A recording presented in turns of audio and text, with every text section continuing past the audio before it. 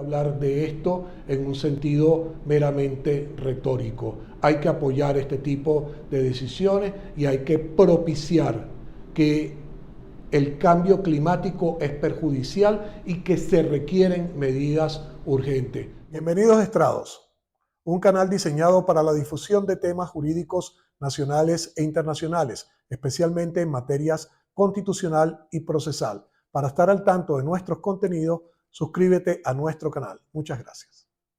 Bienvenidos todos, les habla Antonio Bello Lozano Márquez y en esta oportunidad vamos a tocar un tema relacionado con una nueva sentencia internacional, en este caso una sentencia dictada por la Corte Internacional de Justicia, el máximo organismo judicial de Naciones Unidas, y relacionada con un tema que ya hemos tocado en esta plataforma de Estrado en oportunidades anteriores, como lo es el daño ambiental y específicamente nos vamos a referir al cambio climático.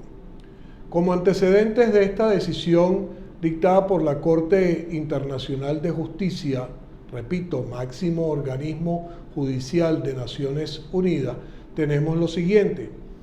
En el año 2019, un grupo de jóvenes estudiantes de Derecho de la Universidad del Pacífico Sur, ubicado en Fiji, tomaron una iniciativa de promover un planteamiento relacionado con el cambio climático y la afectación que ello estaba produciendo en diversos territorios insulares.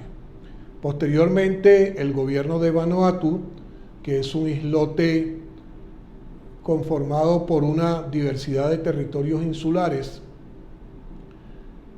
propició esta iniciativa ante Naciones Unidas y contó con el apoyo de 18 miembros del Foro de las Islas del Pacífico.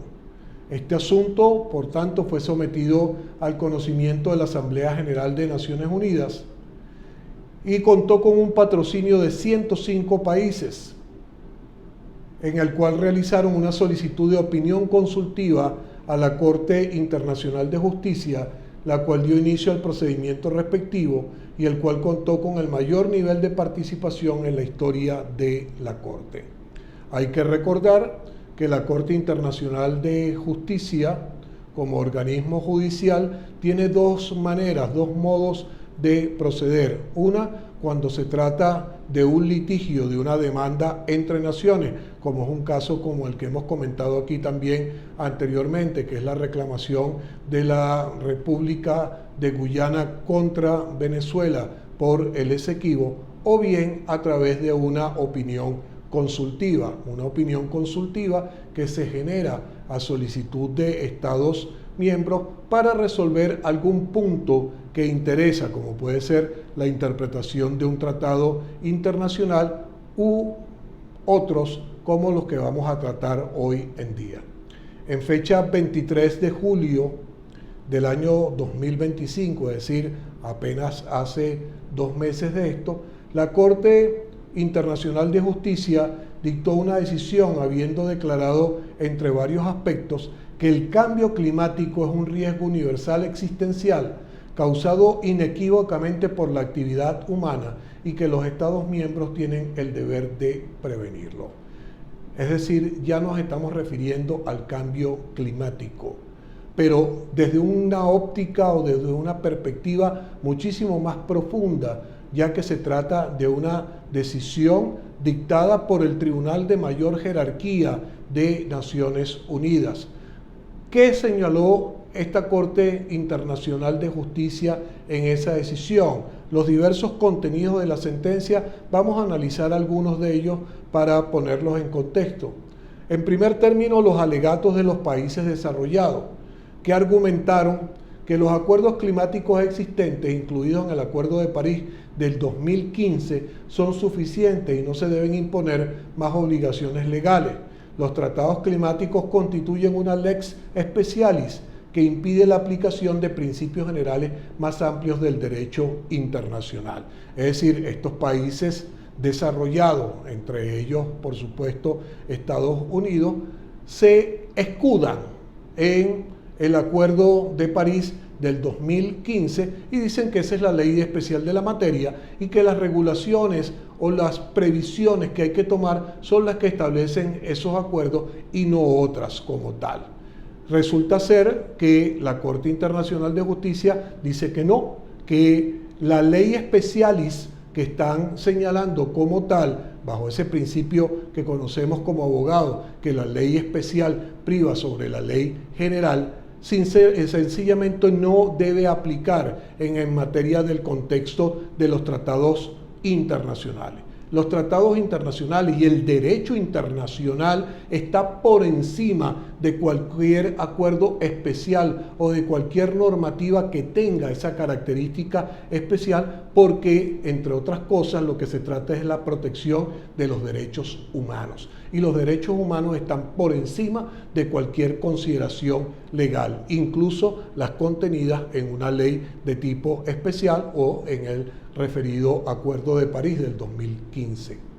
La Corte Internacional de Justicia sostiene que los países tienen obligaciones jurídicas en virtud del derecho internacional general, incluido el deber de prevenir daños significativos al medio ambiente, además de obligaciones adicionales que surgen de la normativa de los derechos humanos y de otros tratados. Lo mismo.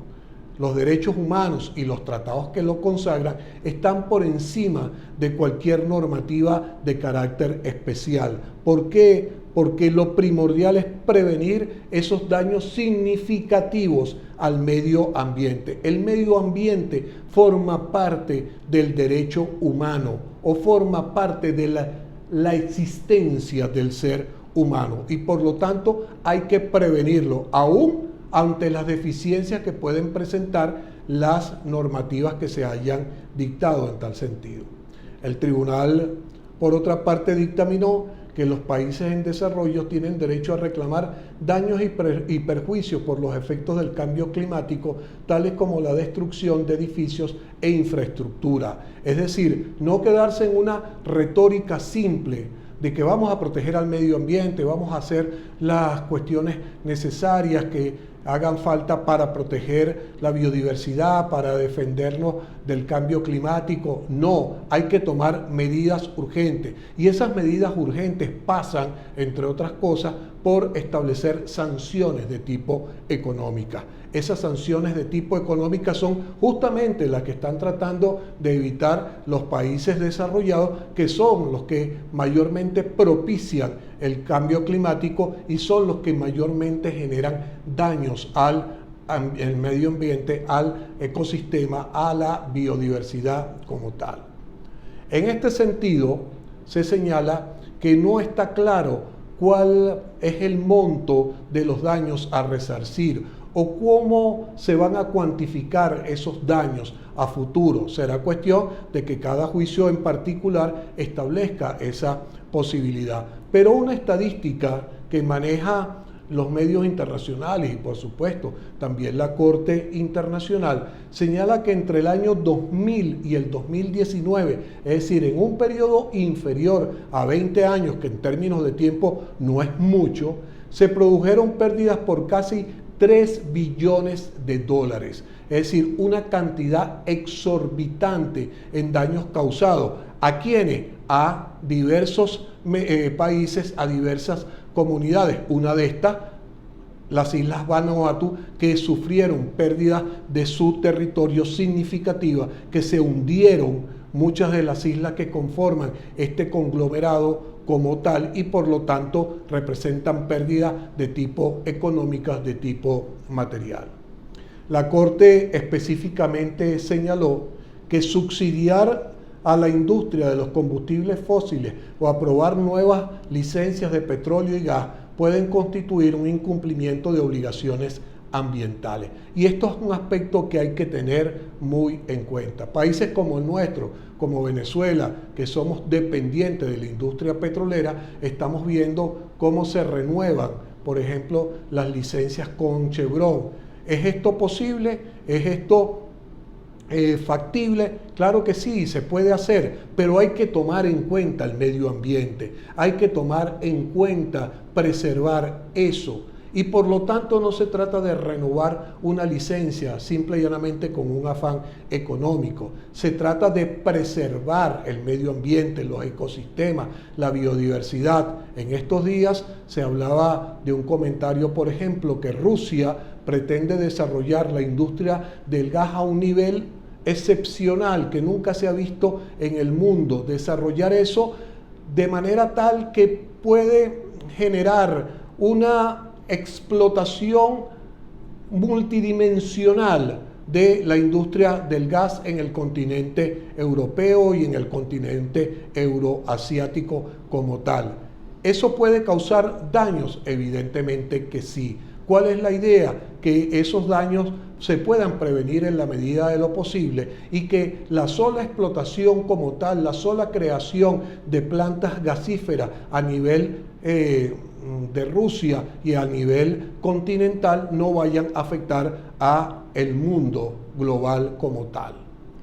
La Corte señala igualmente que hay impactos productos del cambio climático. ¿Cuáles son esos impactos?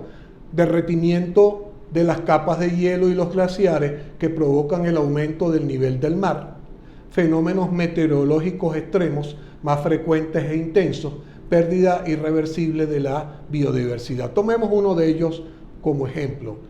Fenómenos meteorológicos extremos más frecuentes e intensos. Actualmente, en estos momentos, en el mundo se está viviendo una ola de calor por el aumento de la temperatura del globo terráqueo, por el aumento gradual que viene sufriendo la Tierra año a año, una ola de calor que está causando muertes, que está causando destrucción, que está causando cambios climáticos con desastres naturales como tal. Eso es una realidad, eso es una cuestión que está allí latente y presente. Entonces, ¿qué es lo que hay que hacer? Tomar medidas y no simple y llanamente reflejar las noticias, no simple y llanamente hablar del caso, no simple y llanamente hacer consideraciones de otro tipo. Es urgente, como lo señala la Corte Internacional de Justicia, tomar medidas en este sentido. Hay que disminuir la temperatura, hay que tener en cuenta el cambio climático como tal. Esta sentencia, por su parte, también contó con niveles periciales muy altos, experticias de muy alto calibre que fueron realizadas para dar una opinión como tal. En este sentido, la Corte Internacional de Justicia se entrevistó y promovió y logró la evacuación del panel intergubernamental sobre cambio climático, conformados por científicos del más alto rango a nivel mundial, 8 de los cuales dieron su explicación y señalaron las causas y los motivos y las consecuencias que puede traer el cambio climático. Ahora bien, ¿cómo aplicar esta sentencia o cuáles son las consecuencias de esta sentencia? Esta sentencia puede generar efectos, esta sentencia puede determinar algo en sentido positivo. Lo podemos ver desde varias aristas. Por ejemplo, al tratarse de una decisión dictada en el contexto no de un juicio, sino de una opinión consultiva, esta decisión no conforma sino un precedente judicial. Un precedente que puede ser tomado en cuenta a futuro en otras reclamaciones, si son reclamaciones que se generan entre naciones en la misma Corte Internacional de Justicia, evidentemente que va a tener un peso y un volumen muy profundo para aplicarla como tal, como precedente judicial. De allí pues que se dice que la misma puede servir de sustento y de argumento en cualquier reclamación judicial. Y cuando hablamos de reclamación judicial, ¿de qué estamos hablando? Se contabilizan a nivel mundial más de 3.000 litigios climáticos en unos 60 países del orbe. Más de 3.000 litigios. Ya lo señalábamos en un video anterior, cuando hablábamos de una decisión de un tribunal de Montana que fue justamente solicitada también por un grupo de estudiantes y de jóvenes de la sociedad de ese estado americano para propiciar una protección contra el cambio climático. Aquí vuelven los jóvenes, en este caso de las universidades del Pacífico Sur, a fomentar esta iniciativa. Por supuesto, si se trata de una demanda directa contra una nación, para que eso se lleve a cabo en el ámbito, en la jurisdicción de la Corte Internacional de Justicia, ese Estado tendría que formar parte de la Corte Internacional de Justicia. ¿Por qué hacemos este señalamiento? Porque dos grandes países, que son países desarrollados y que son aquellos a los cuales se les indica, como se les señala, como propiciadores del cambio climático, de todo lo que está aconteciendo, es Estados Unidos y China.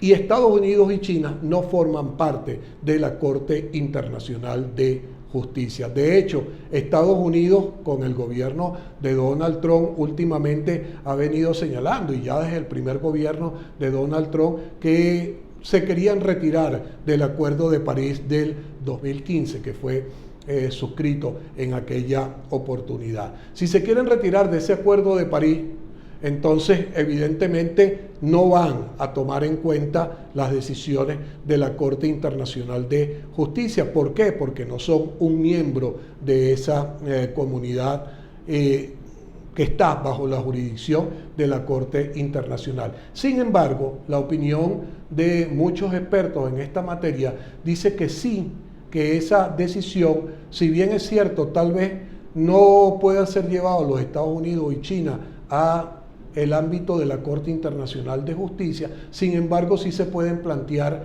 demandas ante cortes federales nacionales, en este caso de los Estados Unidos de América. ¿Por qué? Porque es evidente que la industria americana, que la falta de tomar medidas para prevenir el cambio climático está generando daños y perjuicios en diversas comunidades y a diversos sectores de la población mundial.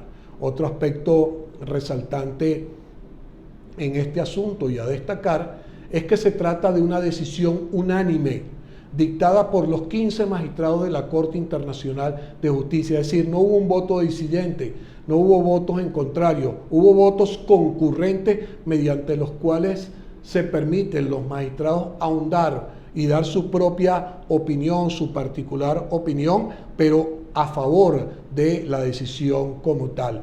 Y es resaltante esta cuestión porque en 88 años de vigencia de la Corte Internacional de Justicia, solo por quinta vez se produce una decisión unánime.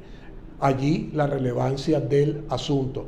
Volvemos a decir, es una opinión consultiva, pero es una opinión con peso, es una opinión con validez, es una opinión que debe surtir efecto. En este sentido, y ya para ir concluyendo y resaltando de nuevo el valor de esto y de la idea de que tomemos conciencia de esta realidad del cambio climático y de la prevención que debe existir en este sentido, vamos a repetir lo que dijo el presidente de la Corte Internacional de Justicia, el magistrado Yuji Isawasa, que dice lo siguiente: las consecuencias del cambio climático son severos y de gran alcance. Afectan tanto a ecosistemas naturales como a poblaciones humanas.